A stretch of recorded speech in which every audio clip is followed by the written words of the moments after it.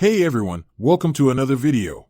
Today we're going to talk about issue number 4 of Phoenix from the Ashes, written by Stephanie Phillips and art by Alessandro Miracolo. But before we dive into the story, I want to ask you a favor. If you enjoyed this video, please leave a like and a comment to help the channel grow. So, with that said, this issue opens with both Captain Marvel and Jean flying over a massive celebration. A celebration filled with people drinking and having fun. Now, on any other day, this wouldn't be a problem, but on this day, when Jean asked Carol if she needed any help, she was referring to some kind of space drama, not a celebration for the new Kree-Skrull alliance. Now, don't get it wrong, Jean was happy that she didn't have to deal with a black hole, a dying sun, an Asgardian zombie army, a lying father-in-law, and even some generals trying to build an army for Thanos. Now this right here is crazy because according to Jean, all of this happened over the course of a single week. So, with this massive amount of chaos flowing throughout the universe, Jean would be forgiven if she failed to notice the beauty within it. And just like all living creatures, Jean is also allowed to experience it as well, and according to Carol, Jean is also allowed to take a break from punishing herself. Now, to that, Jean responded by saying she wasn't punishing herself, but instead, she was trying to right the wrongs that the Phoenix have wreaked over the centuries. Because up to this point, the Phoenix was known for mass destruction all over the universe. Now, this was a statement that Carol knew all too well, because long ago, Carol was in a similar situation as she felt her body wasn't her own to control. And just like Jean, she too had to recover and make up for the things she did when her powers and memories weren't hers to own. So as the two women bond over a shared complex, Jean brings up how she believes if she could do the work, then just maybe, the people of the universe would no longer fear her, but no matter how hard she tries, the fear within them just stood fast.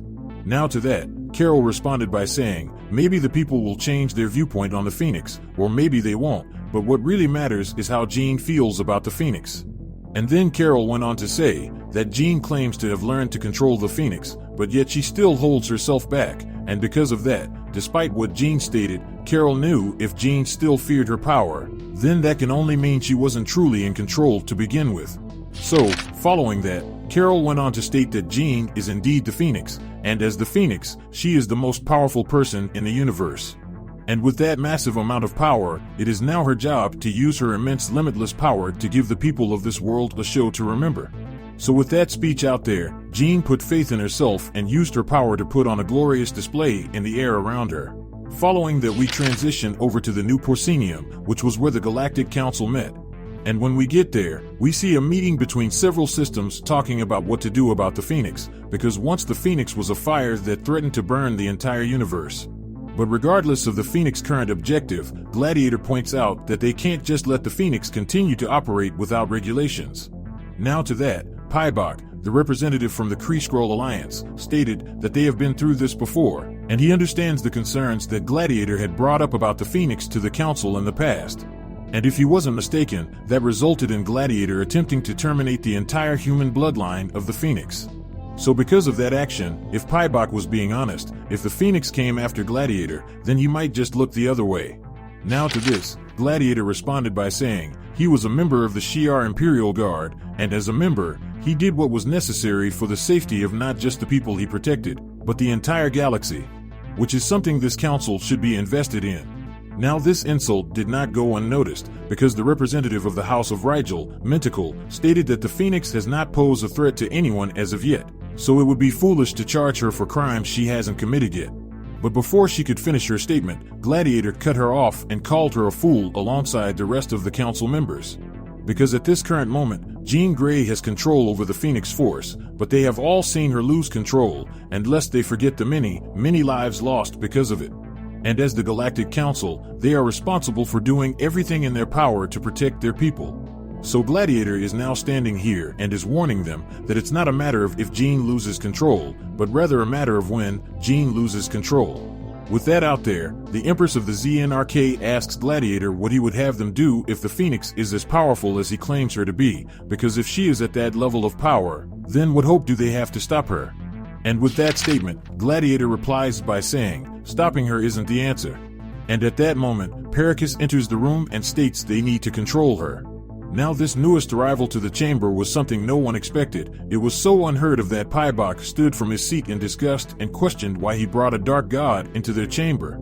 But quickly, Pericus went to defend himself and asked Pybok to please reserve his judgment for the time being because, according to him, he asked for nothing other than the opportunity to prove to them that what Gladiator is saying is true, for the Phoenix is the biggest threat that anyone could ever face. So with that out there, we transition over to Jean still having fun at the celebration until a psychic message hit Jean out of nowhere, and in that message, someone told the Phoenix that they have business to attend to. So, to not scare the crowd, Jean just casually told the kids before her that she would be back as she walked away. Now with that challenge put forth, Jean asked the mysterious challenger their name, to which he replied by saying he is her executioner. With this stranger being outright with her, Jean returned the favor in kind and said, "Okay, you want to fight? Then how about the stranger tells Jean where he is so they can just get straight to it and save some time for everyone." Now, this sparked the voice in her head to call her arrogant like all the other gods out there. So with the invitation given, the stranger told Jean to follow his voice, to which she did, and once she was in space, it was off to the races. And on the next page, we pick up at the Temple of Creation, and when we get there, the stranger went on to say, "It feels like a fitting setting for what's about to happen. For the people of GORR believed their ancestors angered a powerful god, so they built this once great temple to appease him as an offer of tribute. But the only problem was, the god they tried to claim did not relent, because he wanted more. So they gave the god everything they had, including their lives."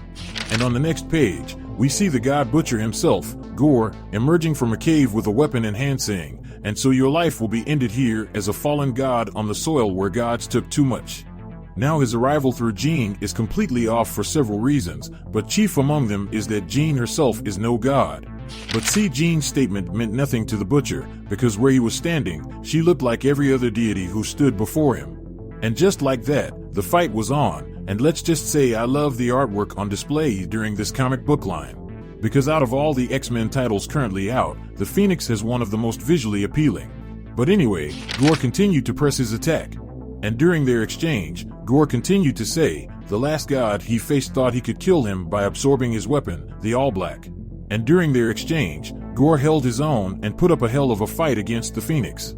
And during their exchange, GORR also brings up his encounter with Thor by saying he was an idiot and only strengthened his connection to the All Black, because after their battle, GORR allowed the symbiote core to replace his heart, so now the All Black is him and he is the All Black. So, with the battle continuing to escalate, Jean went on to think to herself and said she feels almost ashamed to admit it, but a piece of her understood the God Butcher. For GORR was a no-one living on a nameless planet, watching helplessly as his people died despite their prayers to the gods. So when GORR's entire family died, something new in him was born, a hatred that infected every part of him, and he vowed revenge on any and all gods in the universe. So, to be a no-one in a universe filled with beings who can create and destroy life as easily as snapping their fingers, I guessed it would be dishonest of her to claim that she thought GORR's intent was entirely misguided. So in an attempt to end this battle, the Phoenix took hold of the God Butcher and drove him into space as fast as she could, as he attempted to break free. And once out there, the two continued their combat as Jean continued to think about how GORR used the All Black, the Necrosword, a symbiote-infused weapon to search out gods all over the galaxy. Now that weapon gave him power, but without it, who is GORR really if not a no-one from a nameless planet? Now don't get it twisted, Jean knew the universe had a problem, but she also knew that the solution was not GORR's relentless crusade, which had already gotten him killed once. So I had to find a different way, a different solution, a solution to Pericus, a solution to the Phoenix, a solution to being a no-one from a planet whose people were overlooked by the gods. So the solution that must come to pass is not for them to kill the gods, but instead to become them. Following that turn of events, we see Jean floating alone in space as we jump over to the council chamber, where everything is being broadcast to the representatives. Now speaking of the representatives, Pybok went on to say he didn't understand why Pericus wanted them to see this. Because if he was trying to demonstrate the horrible power of the Phoenix, showing them footage of GORR killing her doesn't prove his point. In fact, Pybok believes this footage negates the need for any further action. Because from Pybok's perspective, the Phoenix is dead, which means there is no possibility of a threat from her any longer. But that is when Pericus tells Pybok to keep watching, because the Phoenix is more than just a cosmic force, because it is also a symbol. The Phoenix is no stranger to death, so each time they meet, she only comes back stronger. And on the last page, we see Jean Grey reawaken in all her fiery glory. And with that said, this issue of the Phoenix comes to an end. But anyway, down in the comment section below, let me know your thoughts about this issue and what predictions you could have moving forward.